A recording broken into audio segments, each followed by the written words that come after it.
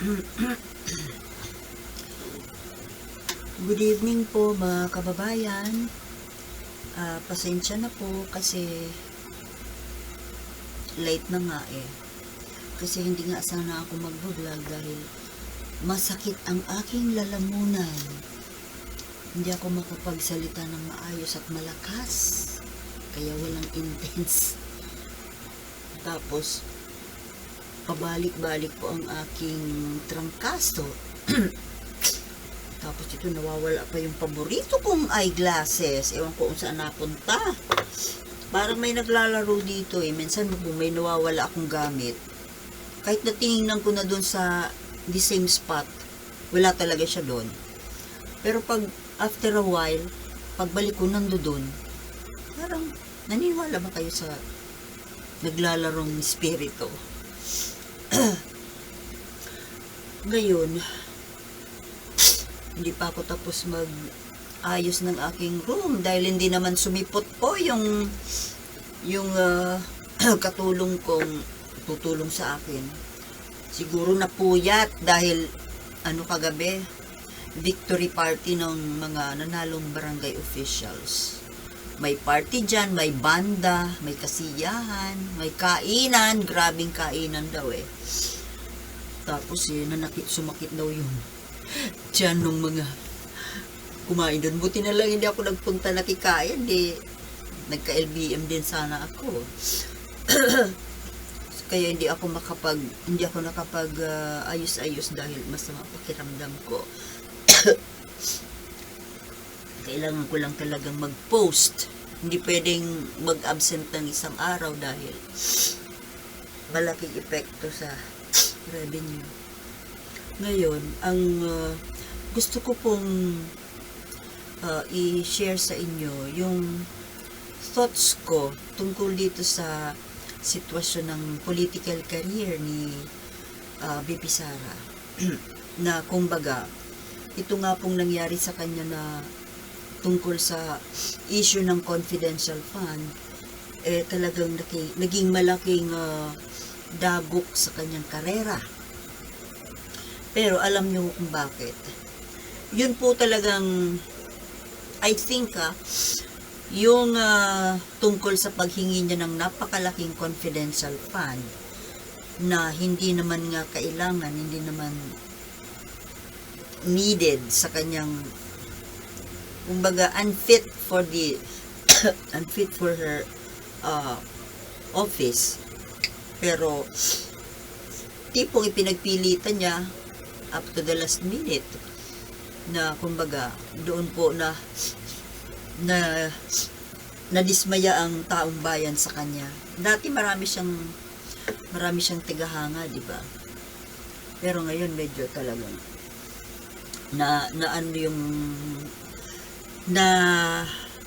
nainis yung taong bayan.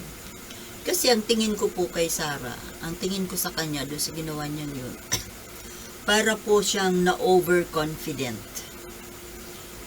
Overconfident na dahil po sobra siyang sikat. 'Di ba? Sikat na sikat. Siya yung pinakasikat na politiko nitong 2022 hanggang 23. Pero ito na nga po yung tungkol dito sa, kaya siguro malakas ang loob niya na akala niya walang magdududa, walang mag-iisip, na kumbaga ano man ang hingiin niya, ano man ang gawin niya, okay lang sa tao. Na magbibigyan siya, sasakyan ng mga trip niya, at saka sumasakay din siya sa kasikatan ng tatay niya. Diba? Yung minana niya yung pagiging Duterte. At saka pag mayroong medyo kumontra, ina-applyan niya ng medyo unpleasant behavior na kung i-equate natin doon sa sa inugali ng tatay niya during his presidency, na kaya niyang brasuhin ng kahit na sino, kahit mga politiko, kahit sino. mga mayayaman, mga oligarko, 'di ba? Kaya niyang nagagawa niya yung kahit anong gusto niya na walang nakakapalag. Mura-murahin niya, pagsalitaan niya ng masasakit. Wala naman po nakakapalag kay Duterte noon, 'di ba? So ngayon po parang yun ang kinokopya ni Sara. Medyo iba nga lang yung pamamaraan niya dahil babae siya, hindi naman niya kayang magmura. Hindi naman niya magagawa yung pananakot. So iba naman na estilo ang ginawa niya, no? Pagtatantrums, yung pakikipagbangayan na parang bata. Dinala niya sa pagiging spoiled brat doon. Na nung una, di po ba, tuwang-tuwa naman yung mga tao. Maraming na-amaze yung tungkol yung the first instance ng kanyang tantrums yung tungkol sa tambaluslos issue na talagang sinakyan ng tao, nakaaliwan ng mga tao, tapos nagkasunod-sunod pa. And then later on, syempre may mga tao na nakakapag-isip ng nakapantulog na po ako kasi talaga masama ang pakiramdam ko mahihigaan sana ako Ngayon, gusto po ba ang trangkaso ngayon? Daming may trangkaso dito sa akin pabalik-balik. Ngayon, so ito nga po, medyo marami na yung pagiging childish niya. Nung umpisa, medyo sinasakyan ng tao. Pero nitong pagdating dito sa confidential fund, na akala siguro kasi ni Sara pareho lang sa Davao na kaya nilang gawin ang bawat gusto nilang gawin. Kumbaga para nilang kaharian ng Davao. Para silang hari na, 'di ba? Ano ba ang ibig sabihin ng hari? Salita ng hari. Ang salita ng hari ay hindi mababali, 'di ba? Pag ginusto, gagawin. Mapagtripan, gagawin. Pugutan ng ulo, mapagtripan na mamugot ng ulo, mamugot. 'Di ba ganoon ang mga noong araw? Yung mga istorya sa mga kaharian, hari at reyna. Konting pagkakamali, pugot. Mabibigat na parusa. Tapos ito nga,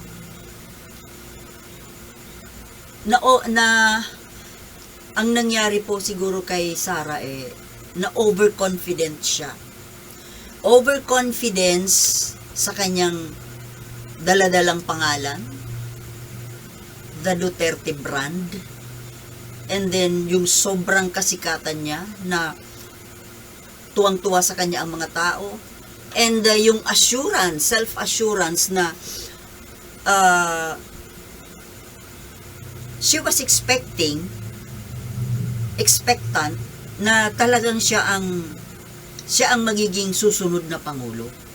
Kaya parang doon siya kumuha ng lakas Ako ang susunod na pangulo At saka yun ang expectation na rin ng mga tao. Siya yung susunod na pangulo. Kaya marami nga mga politiko ang sumasakay sa kanya, sumisip-sip sa kanya, nakikis-as sa kanya. Kasi nga, lalo na dyan sa Senado, di ba ang daming senador dyan ng mga sumisip-sip kay Sara dahil nga naniniwala sila na ito ang susunod na pangulo. Pero ngayon, do you think mangyayari pa yon? I don't think so. Ewan ko lang kung makabawi pa siya. Maaga pa naman Pero ako, personally, ayoko talaga siya maging pangulo. Dahil, kumbaga, magbago man siya. Initially, yung initial show of character, di ba nga sabi nga, first impression last. So, yun na yun. Kasi yun ang pinaka-original mo Yung unang na yung yung unang nakita sa yun ikaw. Ngayon, timplahin mo man yan, burahin mo, takpan mo, mahirap. Talagang nakatatak yan sa utak ng tao. Kahit sa akin. Ngayon, napilitan siya na isuko yung confidential fund dahil nga sa public pressure na galit ang tao. Ako mismo galit ako na ito nga, para bang hanggang sa ngayon parang hindi pa talaga totally tapos ang issue na ito. Dahil mayroon pang gustong humabol dyan sa Senado. Diba dahil doon sa pagkakabulgar, yung may nag-leak ng information about the 9 senators who allegedly approved or want to approve the confidential fund, ay napilitan sila na iatras. Kaya napilitan na rin si Sara na iatras na rin bago pa man makapag-desisyon yung Senado. Dahil siyempre, kahiyaan, nakakahiya, talagang iatras ng Senado. But, mayroon pa pong isang sinabi si Francis Tolentino na sinabi niya, it was something like this. O ngayon anya na sorry ngayon anya na kusa ng i-give up, sinurrender ni BP Sara yung confidential fund. The ball is in our hands. Nasa kanila, kumbaga, ang ibig niyang sabihin doon, nagulat ako ito na nga, nagkabukingan na, inatras na yan tinanggal na yan ng Kongreso, at si Sara gumibap na. Pero itong si Francis Tolentino, para bang gusto pa rin niyang gumawa ng paraan, para may balak pa siya na kumbinsihin pa rin yung kanyang mga kasamahan, na ibigay pa rin, or maybe siguro bawasan lang, na wag lang na mapahiya ng completely, na talagang walang nabitbit si Sara. Parang ganun po ang kuha ko The ball is in our hands now. Yun ang pagkakasabi niya. Sabi ko, Tolentino na ito. Napakawalang eto na nga. Tapos pilit pang gusto pang ulit iakyat. Pambihira. Now, dahil nga po dito sa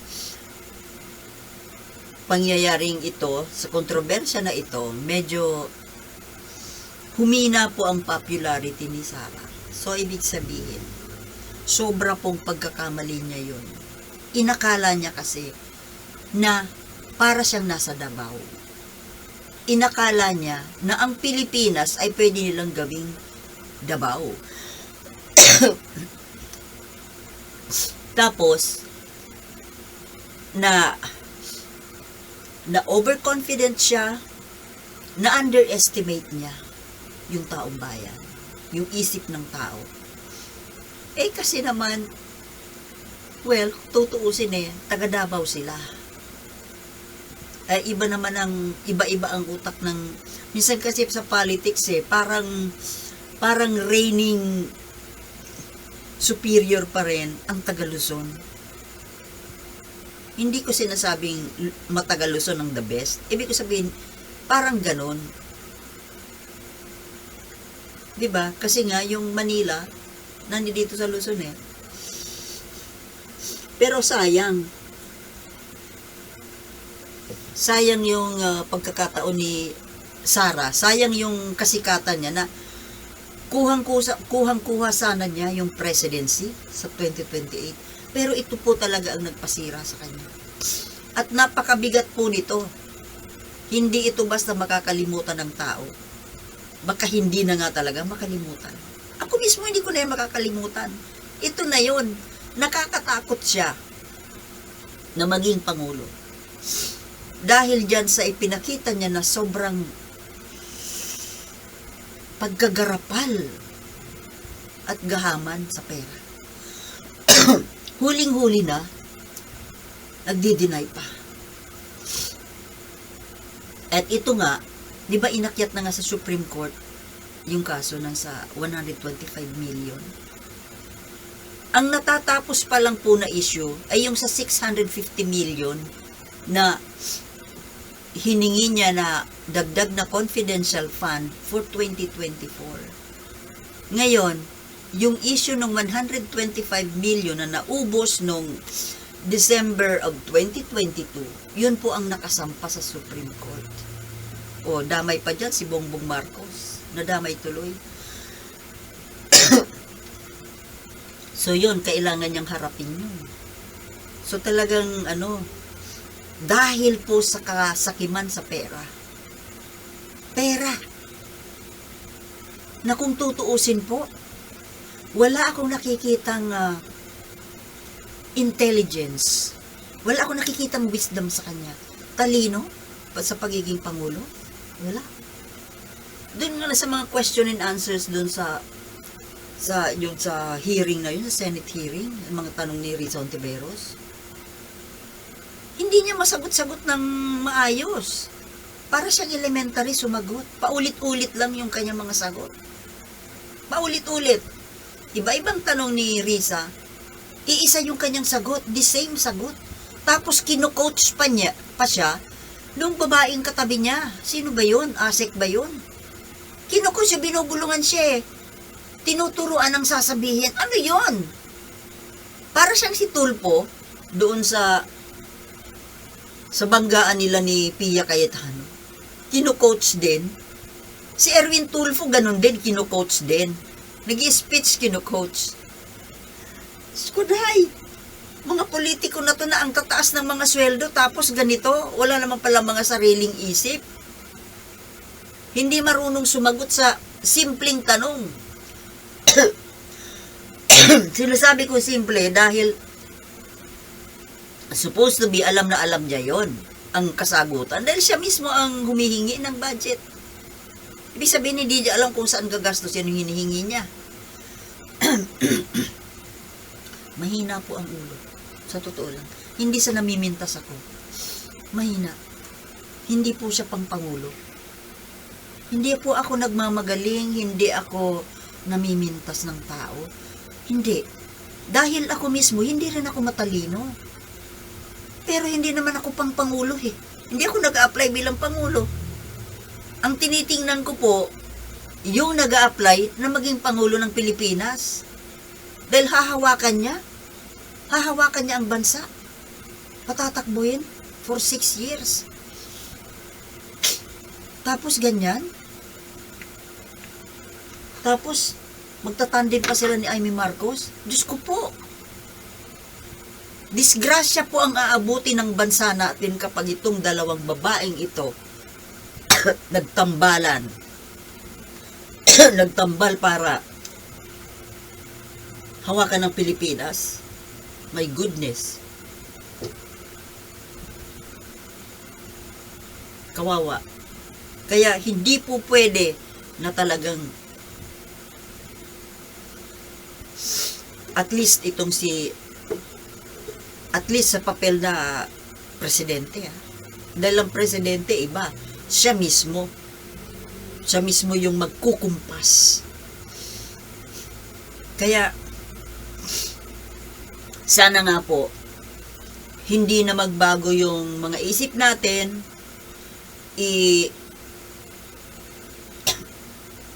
Ilagay po natin sa ating mga isip na itong si Sara Duterte ay hindi po pwede na bigyan ng pagkakataon na maupo sa Malacanang. Ay, Diyos ko. Tama na nga. Masakit talaga yun. Lamunan ko. Hanggang doon na lang po muna. Basta, ang masasabi ko lang, hindi pwedeng maging pangulo si Sara. Pwede lang po siya. Hanggang mayor lang siya. Kaya kung po pwede lang, bumalik na lang siya sa Davao, doon siya mag-mayor. Doon sila maghari. Okay? Sorry po sa mga ubo ko. Grabe ang sakit talaga. Sige po. Thank you for watching and I'll see you in